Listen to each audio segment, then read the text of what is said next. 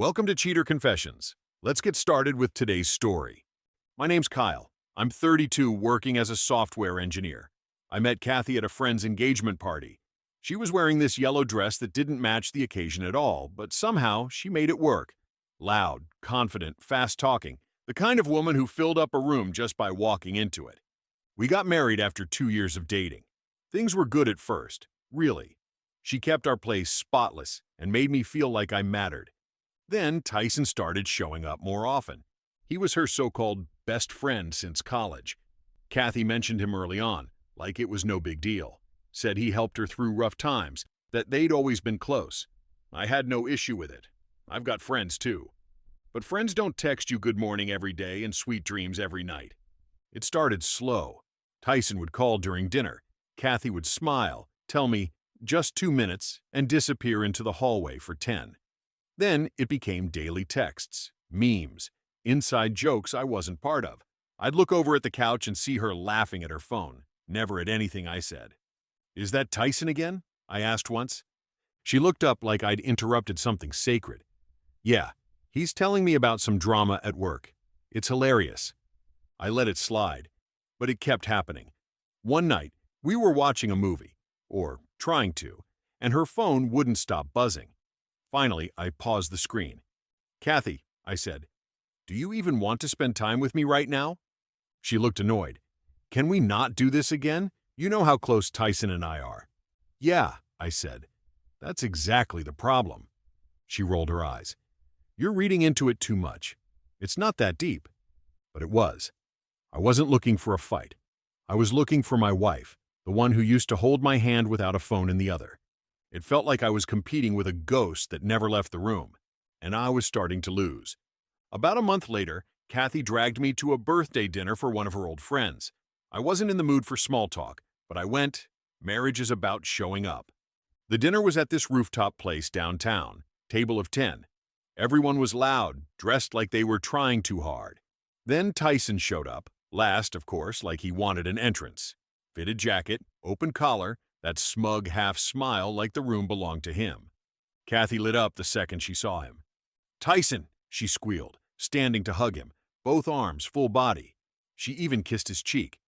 He slid right into the seat between us, like it was already reserved for him. For the next hour, I watched her laugh with him, share bites off her plate, and touch his arm every time he made a joke. He told a story about a bouncer mistaking him for an actor. She laughed so hard. I remember thinking, she hasn't laughed at anything I've said like that in months. Then came the low blows. "So, Kyle," Tyson said, loud enough for the table to hear, "you are always this quiet? Or just saving your energy for debugging code?" A couple of people chuckled. Kathy didn't even defend me. I gave a tight smile. "Just observing the show."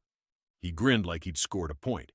I took a sip of water to keep from saying something I'd regret.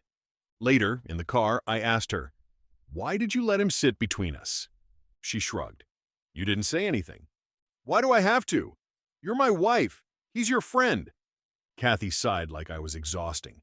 "You're always so serious. Tyson's just fun. You used to be fun too." I stared at her. "I'm not trying to be fun. I'm trying to be your husband." She rolled down the window. "Maybe you should try harder then." I didn't say another word the whole ride home, but in my head, something snapped. A couple of weeks later, I booked us a weekend cabin, just the two of us. Somewhere quiet, outside the city. No distractions, no phones, just us. I told Kathy in advance. She seemed excited at first, even picked out a few books to bring. Friday morning, I was packing the car when she came out holding her phone, looking unsettled. "Hey," she said, "Tyson's having a rough time. Something happened with his sister. He's really shaken up." I paused. "Okay. I'm thinking I should check in on him tonight. Maybe we leave tomorrow instead?" I put down the bag. "No, we've had this planned for weeks. He can talk to someone else." She crossed her arms. "He's not just someone. He's my best friend. And I'm your husband." She blinked. "Kyle, don't make this a thing. It already is a thing. You're closer to him than you've ever been to me." "That's not fair," she said. "He's going through something." "He always is, and you're always the one dropping everything to fix it." Her voice sharpened. "You're so insecure. He's been in my life longer than you." I felt my stomach drop. She wasn't finished. "If you make me choose," she said, looking me dead in the eye, "I'll always pick him." There it was. No hesitation, no regret, just a fact. I stared at her for a long moment. Then I opened the car door and started unloading her bags. "Kyle, what are you doing?" "You don't have to choose," I said quietly. "I'm choosing for you." She stepped forward. "Don't be dramatic." But I was done. I grabbed my keys, walked past her, and drove to my sister's apartment. And for the first time, it felt like the only honest place in my life. Kathy called. 15 times. I didn't answer. The line had been drawn, and she made it crystal clear where she stood. I stayed with my sister Rachel that weekend. She didn't ask questions at first, just poured me coffee, gave me the guest room, and left me alone. By Sunday night, I told her everything. The texts, the dinner, the cabin, the final line. Rachel leaned back, arms folded. "You already know what this is, right?" I stayed quiet. "She's emotionally checked out. And this Tyson guy, he's not just a friend. He's an open door she refuses to close." I wanted to argue. Instead, I asked, "What would you do?" Rachel didn't even blink. "Find out who he really is." So I did. I remembered Tyson once mentioned living with a guy named James, some ex-roommate, ex-friend type situation. I found James on Instagram, sent a message. James replied the same day. He told me he didn't owe Tyson anything, and yeah, he had a few stories, the kind that never made it to Instagram. We agreed to meet at a diner the next evening. He didn't waste time sugarcoating. According to James, Tyson had a pattern. He'd insert himself as the emotional support guy, but only if the woman was already in a relationship. It wasn't friendship, it was strategy. He'd act patient, dependable, always nearby, always listening.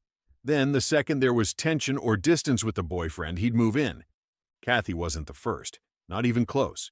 James told me Tyson used to brag about it, how he'd win women over by being the constant in their lives, how he'd just wait them out. He saw himself as the long-term play. Be the best friend, wait it out, then slide in when she's weak. That was his method. That was the game. Then James dropped the worst part. Tyson had said more than once that Kathy just needed time, that eventually she'd realize he was the one who was always there, that I was just a placeholder, temporary. My throat went dry hearing it, because deep down, some part of me had already known. I left the diner, sat in my car, and stared at the steering wheel for a few minutes. Then I drove to our apartment. Kathy was there, on the couch, scrolling like nothing had happened. I walked in, dropped my keys on the counter. She looked up. "You're back?" I didn't answer. I just said, "What does Tyson say about me when I'm not around?" Her face froze. "I'm done fighting," I said. "Let's take a break. Step back. Figure out what this really is." She looked at me, guarded. "You're giving up?" "I'm giving space," I said. "But before, I want one thing." She tilted her head. "What? If Tyson is just a friend like you say, call him. Tell him we broke up." Her face twitched. "Why?" "Just do it. Let's see how he reacts." She leaned back, arms crossed. "You want me to play games now?" "No games, just honesty. You've always said he's just a friend. Fine. This'll prove it." Kathy stared at me, silent. I didn't flinch. Eventually, she picked up her phone. "You're gonna feel stupid after this." "Hope so." She dialed, put it on speaker. "Hey," she said when he answered. "Yeah, I just wanted to tell you, Kyle and I broke up." Pause. Then Tyson's voice came through, too eager. "No way. Are you serious?" "I am." There was a beat of silence. Then he said, "Finally. I mean, I'm here if you need anything. Whatever you need." Kathy glanced at me. I nodded. "Go on." She hesitated. "I don't know. Maybe I just need to clear my head. Get away." Tyson jumped on it. "Perfect. Let's go to the lake house. Remember that spot we went with everyone? Just us this time. We can drink, talk, forget all this crap." She swallowed. "Tyson? I've been waiting for this. You know that, right? I've always seen you." Kathy ended the call. The silence in the room was louder than his voice. I stood up. "That's your just a friend." She looked stunned. "That's not who he is. Not usually." "No," I said. "That's exactly who he is. You just never wanted to see it." Her phone lit up with a new message from Tyson. "I'm already packing." She didn't read it aloud. Kathy didn't say much after that night, didn't try to justify it. But Tyson did. The next day, her phone blew up with messages. Some were pleading, "You don't have to be scared anymore." Some arrogant, "You always wanted this." And some were downright obsessive. "We're perfect together. Don't run from it." Kathy stopped replying. A week passed. I stayed with my sister, didn't text Kathy, didn't call. I figured if she needed silence to hear herself think, she had plenty of it now. Then she showed up at my job. My coworker texted me from the front desk. "Your wife's here. She's crying." I met her outside. Her face was pale. "He followed me to work," she said. "He left flowers on my car with a note. Called me 15 times this morning. I had to block him." I nodded slowly. "Good. Keep the block." "I filed for a protective order," she added. I didn't ask for more details. "I was wrong," she said finally. "You were right the whole time." I exhaled through my nose. "I wasn't trying to be right. I was trying to be your husband." She wiped her face. "Can we fix this?" "No." "Why not?" "Because fixing it would mean pretending those words didn't come out of your mouth." She looked down, silent. "And I don't forget things like that," I said, "especially when someone says them like they mean it." 2 weeks later, Kathy moved out. After she left, I filed for divorce, quietly.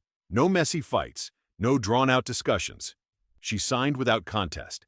Maybe she thought there was still a way back later, or she realized there wasn't. Either way, it was done. Official. Clean break. She didn't try to talk again, just sent a short message. "Thank you for everything.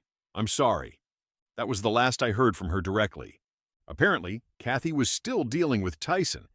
After she blocked his number, he started messaging her friends, posting cryptic quotes on Instagram like, "The real ones always come back," and tagging her in old photos. Eventually, she had to involve the police. Got the protective order pushed through, changed her numbers. That wasn't my problem anymore. By then, I had started seeing someone else. Her name's Brielle. No drama, no emotional triangles, just good conversation and peace. One night, Rachel and I were out grabbing drinks, and she asked, "Do you ever feel bad about how it ended?" I thought about it, not for long. "No," I said. "She chose him. I just moved out of the way." Rachel smirked. "Yeah, she got what she asked for." I nodded. "And I got what I deserved." "What's that?" "Someone who doesn't treat me like a backup plan." I realized then, it wasn't just about Tyson. It never was. It was about how quickly someone I married made it clear that I was second, and how freeing it felt to finally stop accepting that.